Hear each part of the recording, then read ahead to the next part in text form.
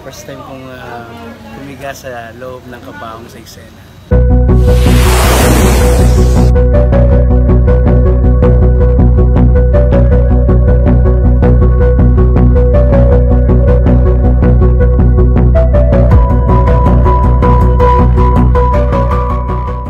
Okay naman pa ng pakiramdam pagka nakahiga ka sa kabaong. Kasi ito, alam nyo, nag-start ako na mag-artist 1990. First time kong tumiga sa loob ng kabaong sa eksena. Pero dapat meron ako eksena niyan eh. Yung sa naglalayag, pero hindi natuloy. Pero dito, natuloy. Kahit ang unang paghiga ko sa kabaong. Action! Yatay! Magsitigan na po kayo! Aling Nora, Aling Susan! Kuminahan naman kayo! Kaya ano nangyayari dito?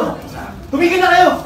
Alam mo, dapat di talaga kita pinatawad eh. Kasi ngayon alam ko lang, di na talaga magbabago yung ugali mo. Eh di ikaw na mabait, ikaw na perfect! Bakit kasalanan kaya dapat kunin ka na ni Lord? Tama na! Marcel! Sorry, sorry. Hindi ko na naintindihan yung sinabi ko, ha? Ano mo bagay sa'yo? Sa langit? Sana kunin ka na ni Lord!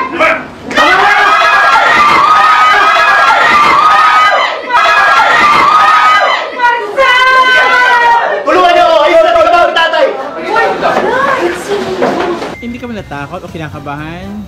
Ay hindi, okay naman. Trabaho yun, hindi. Parang part ng ano yan, na character.